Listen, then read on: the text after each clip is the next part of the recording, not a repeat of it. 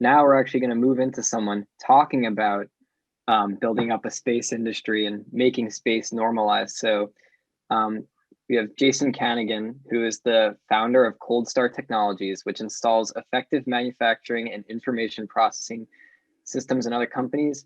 He learned the space industry and developed a large network in a really short amount of time, bringing insights into the marketplace with the Cold Stars Project podcast.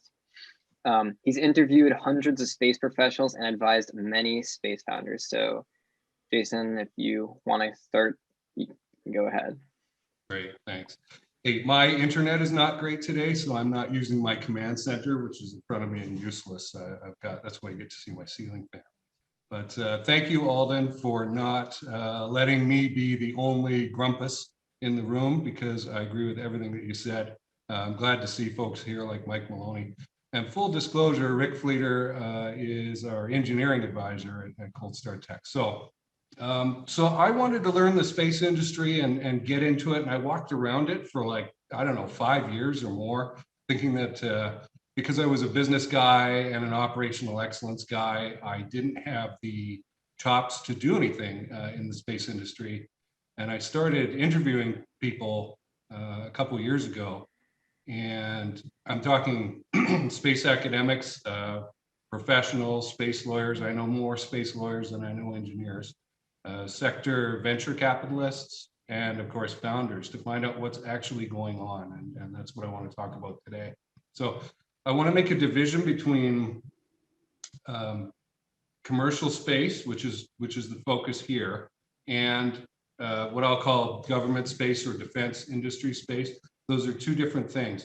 And unfortunately, I don't think founders in the space industry really understand that. They are, as Rick said at the beginning, as he was, extremely idealistic and full of technical knowledge. But when it comes to business, there are certain realities, like Alden said, that you're just not going to get funded. I mean, I talk to tons of space startup founders, and I've got the testimonials to prove it. And I get invited on space podcasts. I have one of my own, obviously, as a market and vision expert. And I got to tell you, they go around and they have an idea or a technical capability, and they pitch to the VC, and the VC goes, "That's great, but who's your customer?" And I have had many of these private one-on-one calls, and over again, I find myself having the same conversation. It doesn't matter who the founder is. We get to a point where I go, "Who's your customer?" And they don't know that they need a customer. And that is a serious problem. and it's not about pessimism. I'm as idealistic as everybody else. I want space to succeed. I want commercial space to succeed, right? Our slogan is "Make space boring," which is normalizing space and having people. I want you to be able to buy something made in space, a service, a product that comes down to you, and it's just normal. It's not, "Wow, this is amazing." It just happens, like you're using public transit or terrestrial Wi-Fi today. But we need to find and make that case. And as Alden said, it's not really out there. It's wonderful that we can have technical capabilities and make things, but there has to be a financial reason to do it. And going and getting water on the moon is not enough of a reason to do it by itself, okay?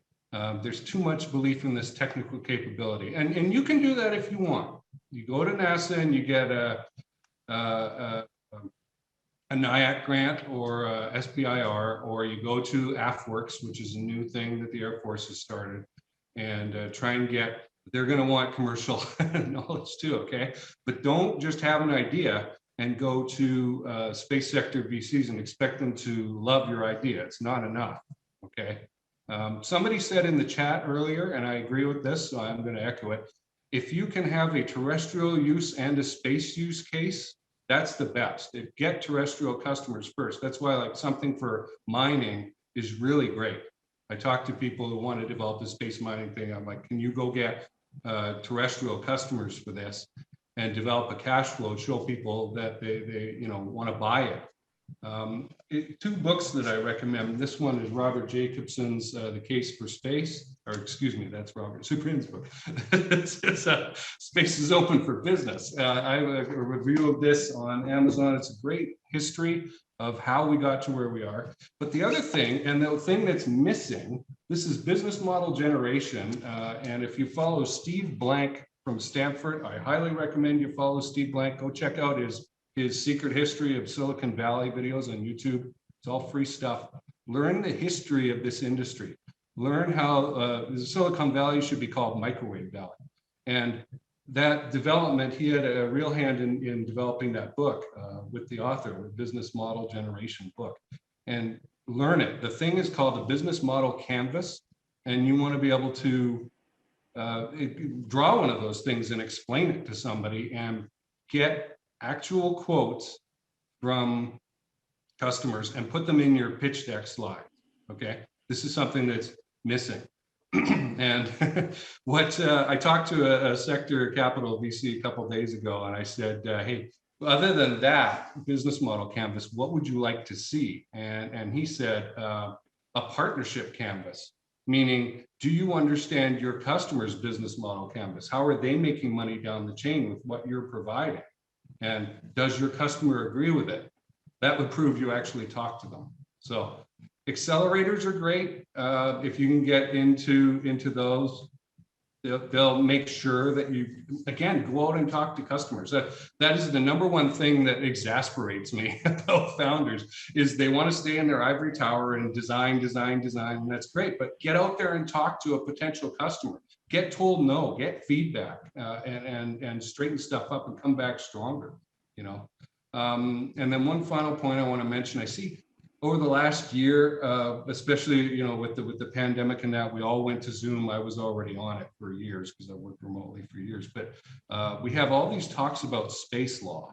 And the problem with that is that it's slow at the high level. Like to go up to some UN body and get regulations made up there, it's going to take forever. I believe what's going to happen is operators are going to get out there and mix it up and develop norms. And so it's not going to come from top down, it's going to come from the middle and go up.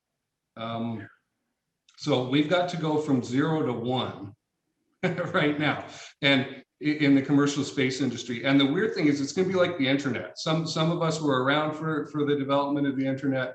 I remember in 1996, you know, when I was coming out of college, it was a thing. We used it. It was kind of cool to go look around the Library of Congress, but we weren't on it every day. And in fact, most of the time you had to turn the modem on your computer. It wasn't connected all the time, okay? But then suddenly something happened by 2000 where everybody suddenly knew, of course, right? We can go on here, we can make websites, we can start making apps and games and things like that, and all this commercial stuff happened. And that is the 1 to 2 and 3 stage where, gee, it's obvious, everybody gets it. You know, I was on a Northrop Grumman thing a while ago, asking for opinions about why we should go to the moon and develop a moon base. And it shocked me because it's the first time I was forced to sit there and think about it. And I couldn't come up with a really good commercial economic reason about why we should do it. Science is not good enough. Data gathering is not good enough. If it's not going to be government, we have to go do more. And so I've talked to all these experts. I don't think there's many people who have as wide. There's certainly people who have much deeper knowledge than I do, but as far as wide knowledge of all the pieces and being a generalist of what's going on in space, I know a lot. And you can check that out on the Cold Star Project. It's on YouTube and all the audio only podcasts. So I'll open it up for questions there. And Rick, since I can't really see anything because I'm on this tiny little screen, if you could moderate, that would be awesome. Yeah, too bad, because you do have a cool control center there. I'm used to seeing you on. There's one question from Jeff. There's two questions. One I have in my own mind. You've probably interviewed more space entrepreneurs on the podcast, and I don't know how many you've met that weren't on the podcast. Have you seen 2 that you thought would make it out of those 200, let's say? 1% hit rate? Sure. There are lots of people who I have. I mean, to put a little positivity into it. Yeah. And again, like I wrote you privately before this, I didn't want to come across as the negative Nancy, right? But we are on a mission to make space boring, to get to that normalization. I believe, although they did that SPAC thing, and I do believe that's the wrong path and the valuation is ridiculous, Momentous has the best people and the best of what's going on. Somebody asked about asteroid mining earlier. There's your company. there's your company that's developing the capabilities and has real people like Dr. Joel Sercel and Fred Kennedy went there, right? And he's now their president. They have the people, they have action, like actual engineers. They hire an insane amount of engineers and get there and do work. They've got a honeybee project, which we talked about when he was on my show, Dr. Sercel, about they made a fake asteroid at Florida University, and are putting it up there and kind of putting a bag around it and this honeybee structure and testing, can we actually mine an asteroid in that? So, and I do believe that is necessary. I do believe we need to get resources available in space, but Momentous is the number one thing. There are a number of smaller startups in that, but a lot of them plug into the primes, what the primes are doing, and they're just subcontractors providing a piece, and that's connected to DoD and DIU.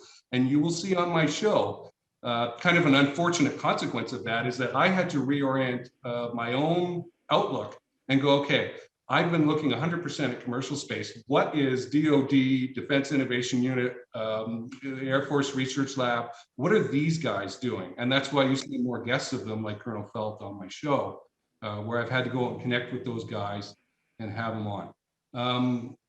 I think I could provide a more complete list later, but Momentous is definitely the one that comes to mind where they're developing a capability. Also, you've got a guest coming on next who I spoke up to you about privately for Voyager Space Holdings, and Dylan Taylor.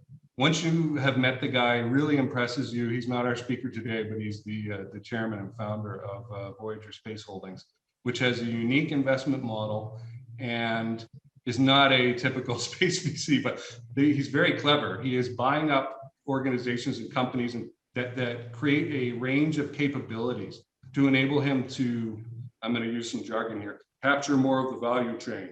Right, where they, it's not just launch by itself or mining by itself or rovers by themselves or whatever. He's getting like the whole beginning to end chunk, and I'm watching him to get the picture because he ain't telling anybody. Maybe our guest will say something about it, about what that full range of capability is. I find that very, very interesting.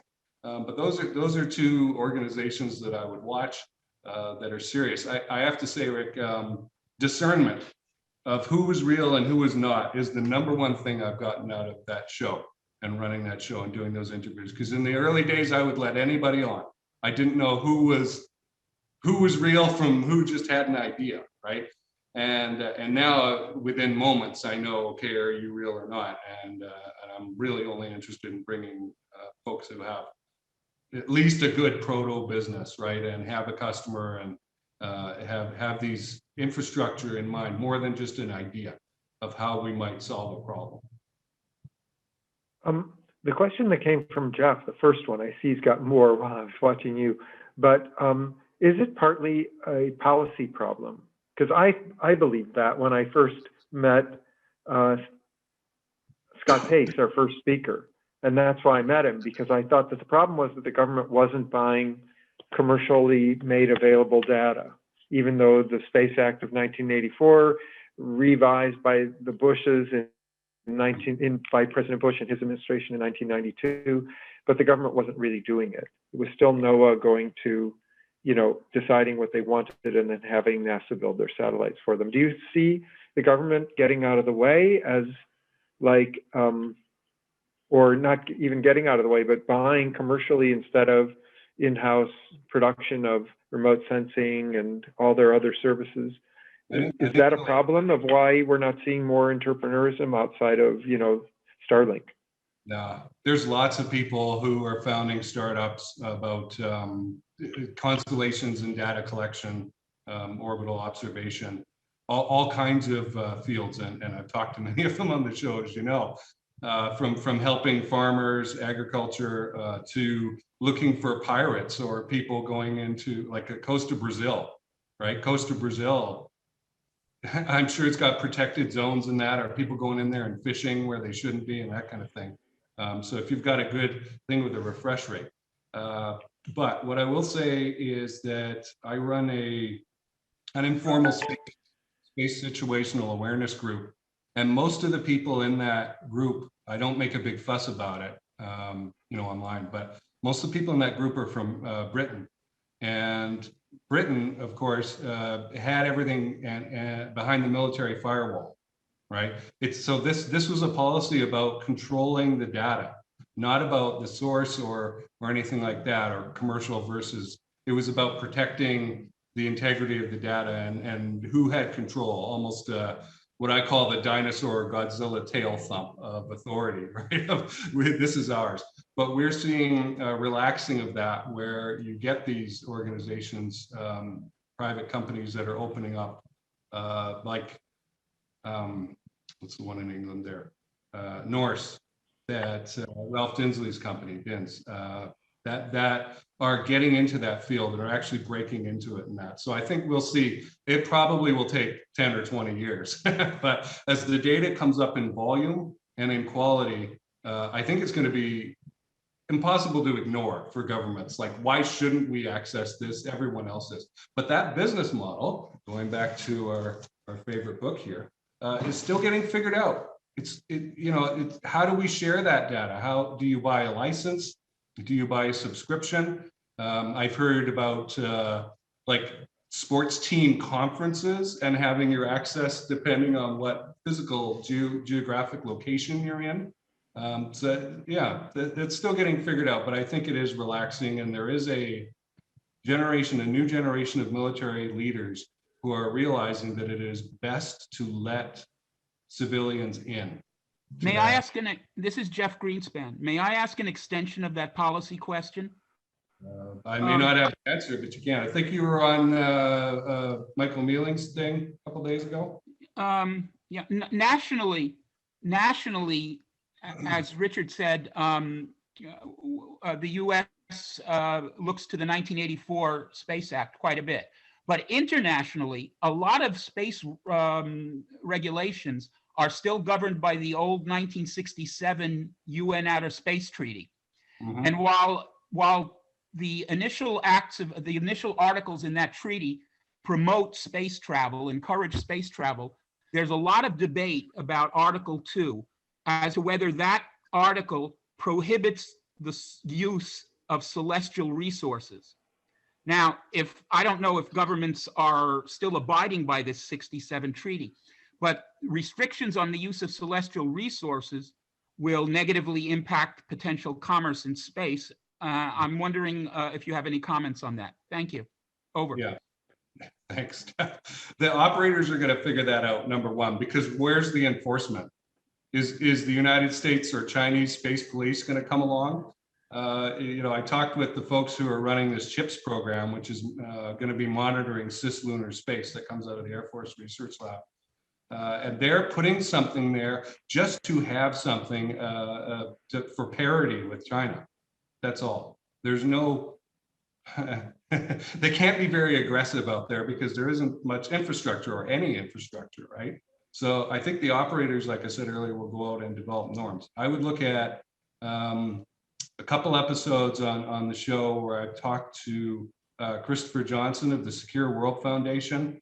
He did an excellent job in the first episode of just explaining the outer space treaties to the layman. And then we come back because I learn more, and then 6 months or a year later, I come back and I have him on again, and I'm able to ask more in-depth questions. But I've got a whole space law and policy playlist, and those people on there certainly know much more than I do about. Thank you. Hey, Jason. I don't know if you heard about this, but Starlink, which is, SpaceX's internet thing, their contract, if you want to get internet, I'll just read you part of it. For services provided on Mars or in transit to Mars by a Starship or other colonization spacecraft, the parties recognize Mars as a free planet and that no Earth-based government has authority or sovereignty over Martian activities. This is in a contract for internet service. So makes sense. Get it on now. I mean, it's a violation of every treaty we've signed that, we can't have dominion. In the same way we can't have dominion over the moon or anywhere else. But maybe if they get there first, they'll just plant the SpaceX flag and Have at I mean, there's a good theory that I've seen that it's going to be like mining towns, old mining towns, and there's going to be a whole economy set up around that.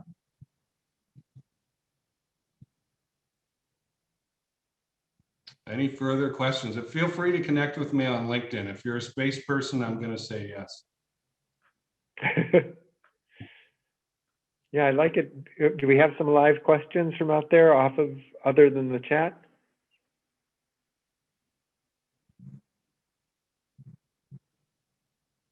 Hey, Rick.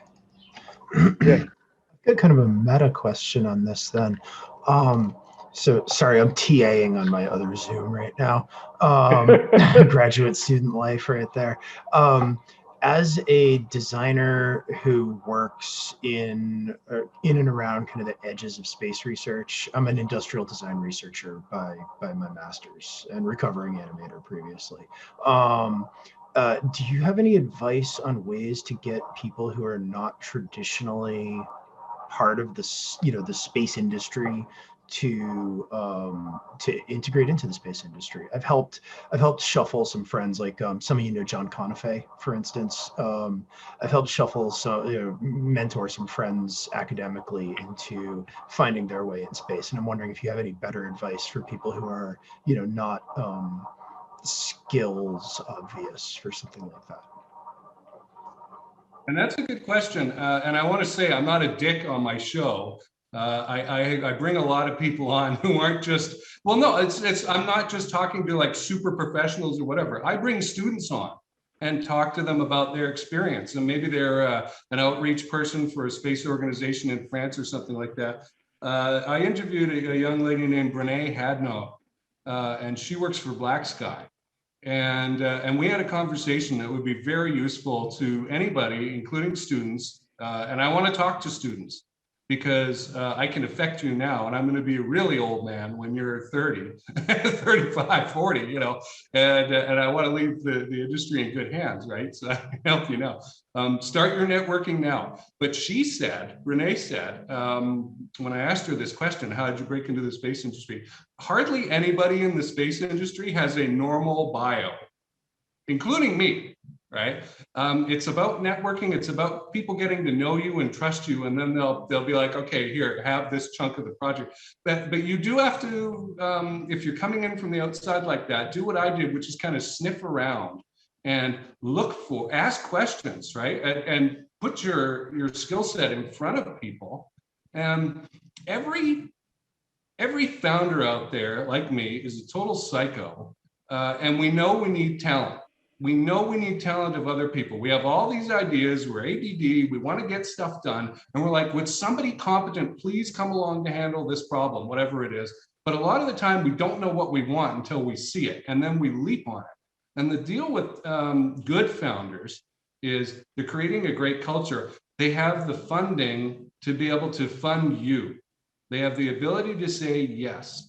You don't have to go through some HR department. You don't have to go through some skill test and question thing. You just get in front of the person who has the power to hire you, say, I do this. And they go, oh, I didn't even know I needed that. But like I was saying, we look for where can I fit you into my plan, which is kind of brutal, right? Like you need to make sure that you don't get taken advantage of for that as an employee, right? And keep your career on course. But it's also a very nice thing because it means there are all these invisible cubby holes out there waiting to be filled by some skill set. And when the founder is going, well, gee, I don't know if I didn't know I needed an industrial designer, but Josh here just appeared and showed me what he could do. And I went, oh, right? Or it may take 2 or 3 months. I've had 4 jobs created for me in my life where I didn't have any competitors. I just went out and told specific people what I could do. People who have the power to hire me. And they went and created the job and then said, hey, will you just take it? We don't want to go through the hassle of interviewing, just take it, because they knew me. They'd seen me month after month. It might take 3 months or something like that. But for the leapfrogging, I've probably leapfrogged 10 years in my career because of that kind of activity, right? And going out and getting to know people. So shyness is not rewarded. Sitting there and going, I'm amazing, and really being amazing and knowing you're amazing is wonderful for a sense of self-confidence, but nobody's going to see you, right? You have to go out and kind of mix it up. But space is a very collegiate industry. It's a very friendly industry. You can connect with space people and space founders very easily. I see a lot of students going, oh, minimizing themselves, right? I'm just a little midget version of me. Not good. No. Remember what I said about talent and vision of the future, right? Every founder, every CEO out there is going, gosh, I'm terrified. Mark Cuban said, work like somebody's trying to take your business away from you all the time, 24 hours a day, because they are. But it's not what you think. It's not about competitors. It's about erosion. It's about people disappearing, systems breaking down, people stopping to care about their jobs because the culture is bad or something like that, right? And so there is an opening. People want to hear from you, okay? If there's one inspiring thing I can say to space students today, get out there and mix it up. Jason, I think we're going to have to go to be on time for the next speaker who's already on someplace. I saw him on the screen a second ago. I'm glad you made it with the phone. I'm doing almost the same thing because my internet is also not working and I'm hotspotting from my cell phone. Luckily, you know, space thinking, we always have a backup plan. So it's working. Thanks, Jason.